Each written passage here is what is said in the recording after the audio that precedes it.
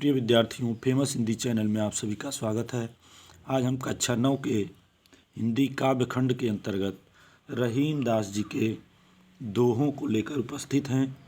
ये आपके पुस्तक में तीसरा पाठ है, दोहा। तो आइए देखते हैं रहीम दास जी क्या कहते हैं। इनका संदर्भ, प्रसंग और व्याख्या, काव्य सौंदर्य सब देखेंगे।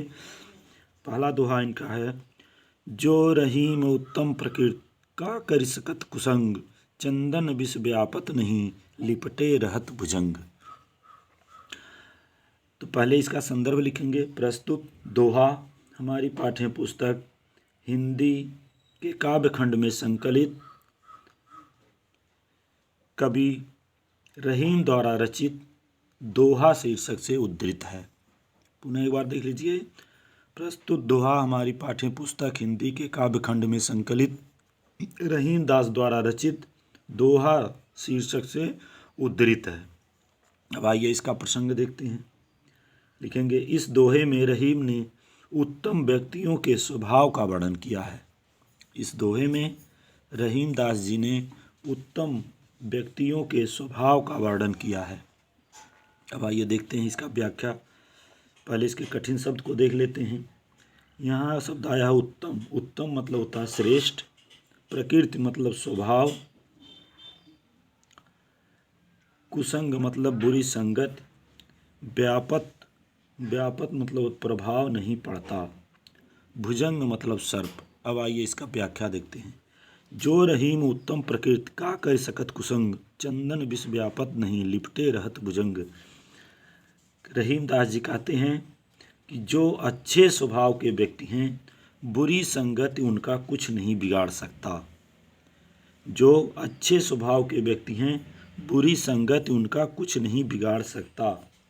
जिस प्रकार चंदन के वृक्ष पर अनेकों सर्प लिपटे रहते हैं, फिर भी उनके विष का चंदन के गुणों पर कोई प्रभाव नहीं पड़ता, उसी प्रकार सज्जन के ऊपर दुर्जन व्यक्तियों के किसी भी बात का बुरा प्रभाव नहीं पड़ता। पुनः सुन लीजिए एक बार। रहीम दास जी कहते हैं कि अच्छे स्वभाव के व्यक्ति, जो अच्छे स्वभाव के व्यक्ति हैं, बुरी संगति उनका कुछ नहीं बिगाड़ सकता। जिस प्रकार चंदन के वृक्ष पर अनेक सर्प लिपटे रहते हैं, फिर भी उनके विष का चंदन के गुणों पर कोई प्रभाव नहीं पड़ता है, उसी प्रकार सज्जनों के ऊपर दुर्जनों की किसी भी बुरी बात का कोई असर नहीं पड़ता है। अब आइए इसका काव्य सौंदर्य देखते हैं। काव्य सौंदर्य में हो जाएगा भाषा ब्रज भाषा, रस शांत रस, शैली मुक्तक शैली, गुण प्रसाद, छंद दोहा, अलंकार हो जाएगा अनुप्रास। अब आइए दूसरे दोहे पर चलते हैं। दूसरा है, रहीमन प्रीति सराहिए मिले होत रंगदून, ज्यों जर्दी हरदी तजय तजय सफेदी चून। संदर्भ आप पूर्ववत लिखेंगे। इसका प्रसंग हो जाएगा, प्रस्तुत दोहे में सच्चे और वास्तविक प्रेम के स्वरूप को स्पष्ट किया गया है। इस दोहे में सच्चे और वास्तविक प्रेम के स्वरूप को स्पष्ट किया गया है। अब इसके कठिन शब्द को देखते हैं। प्रीति मतलब होता है प्रेम। सराहिए मतलब सराहना करना। दून मतलब दो गुना। जर्दी मतलब पीलापन। चून मतलब चूना। अब आइए इसका अनुवाद देखते हैं, मतलब व्याख्या देखते हैं। रहीमन प्रीति सराहिए मिले होत रंगदून, ज्यों जर्दी हरदी तजय तजय सफेदी चून। रहीम दास जी कहते हैं कि हमें ऐसे प्रेम की सराहना करनी चाहिए। हमें ऐसे प्रेम की सराहना करनी चाहिए जिसमें प्रिय व्यक्ति से मिलने पर, अपने प्रिय व्यक्ति से मिलने पर प्रेम का रंग दो गुना हो जाता है। हमें ऐसे प्रेम की सराहना करनी चाहिए जिसमें अपने प्रिय व्यक्ति से मिलने पर प्रेम का रंग दो गुना हो जाता है। ठीक वैसे ही जैसे हल्दी और चूने के मिलने पर हल्दी अपना पीलापन छोड़ देता है और चूना अपना सफ़ेदी छोड़ देता है, दोनों मिलकर के लाल रंग में परिवर्तित हो जाते हैं। पुनः एक बार सुन लीजिए। रहीम दास जी कहते हैं कि हमें ऐसे प्रेम की सराहना करनी चाहिए जिसमें प्रेमी या अपने प्रिय व्यक्ति से मिलने पर प्रेम का रंग दोगुना हो जाता है। ठीक वैसे ही जैसे हल्दी और चूने के मिलने पर हल्दी अपना पीलापन छोड़ देता है और चूना अपना सफ़ेदी छोड़ देता है और दोनों मिल करके लाल रंग में परिवर्तित हो जाते हैं। आइए इसका काव्य सौंदर्य वही हो जाएगा। भाषा ब्रज भाषा, शैली मुक्तक, रस शांत, गुण प्रसाद, छंद दोहा और अलंकार अनुप्रास हो जाएगा। अब आइए एक और देखिए।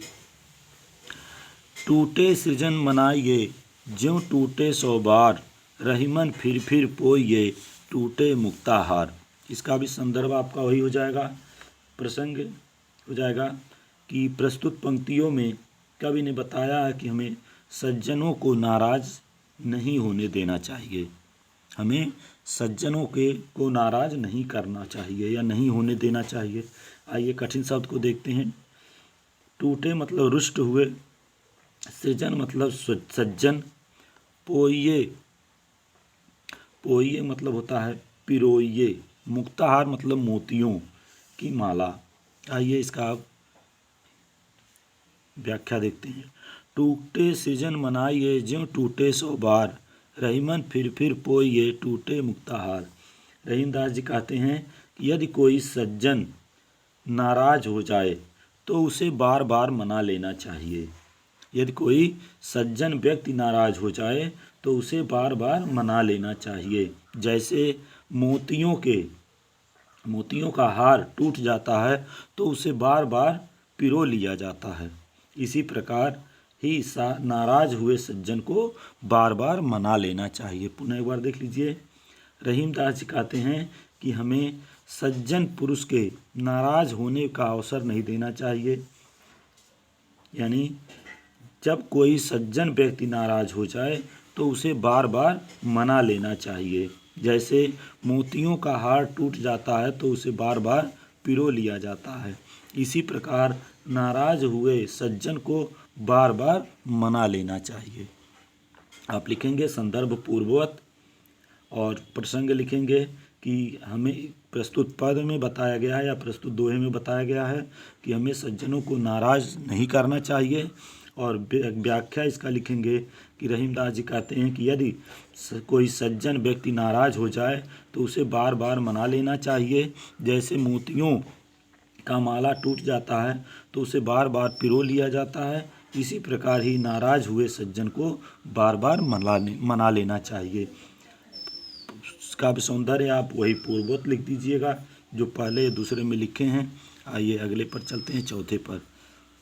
रहीमन असुआ नयन ढर, जिय दुख प्रकट करे, जाहि निकारो गेह ते, कस न भेद कह दे। संदर्भ आपका वही पूर्ववत हो जाएगा। प्रसंग लिखेंगे कि रहीमदास जी कहते हैं कि घर से निकाले जाने पर हर व्यक्ति घर के भेद को कह देता है। घर से निकाले जाने पर हर व्यक्ति घर के भेद को कह देता है। व्याख्या देखिए, पहले इसके कठिन शब्द को देखिए। आंसुआ मतलब आंसू, नयन मतलब नेत्र, ढर मतलब ढलकते ही, जी मतलब हृदय, गेह मतलब घर।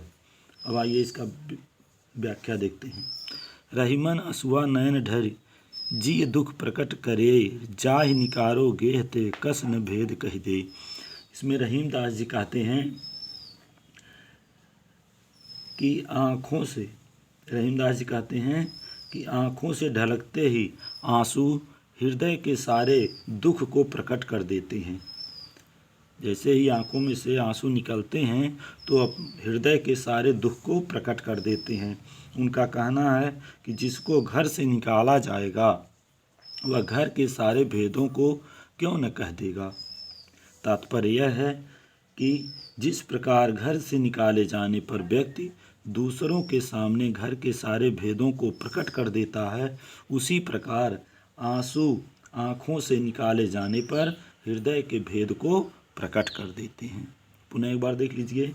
रहीमदास जी कहते हैं कि आँखों से ढलकते ही आंसू हृदय के सारे दुख को प्रकट कर देते हैं। उनका कहना है कि जिसको घर से निकाला जाएगा वह घर के सारे भेदों को क्यों न कह देगा। तात्पर्य यह है कि जिस प्रकार घर से निकाले जाने पर व्यक्ति दूसरों के सामने घर के सारे भेद को प्रकट कर देता है, उसी प्रकार आंसू भी आँखों से निकाले जाने पर हृदय के भेद को प्रकट कर देता है। अब आइए काव्य सौंदर्य देख लेते हैं। वही सब कुछ है पूर्वोक्त वाले में। भाषा ब्रजभाषा, शैली मुक्तक, गुण प्रसाद, रस शांत, छंद दोहा है, अलंकार आपका अनुप्रास है। तो बच्चों इतना आप लोग तैयार कर लीजिएगा। आगे के दोहों का व्याख्या आपको अगले वीडियो में मिलेगा। तब तक के लिए धन्यवाद। और अगर हमारे चैनल में पहली बार हैं तो इसको सब्सक्राइब करें, लाइक करें और शेयर करें। धन्यवाद।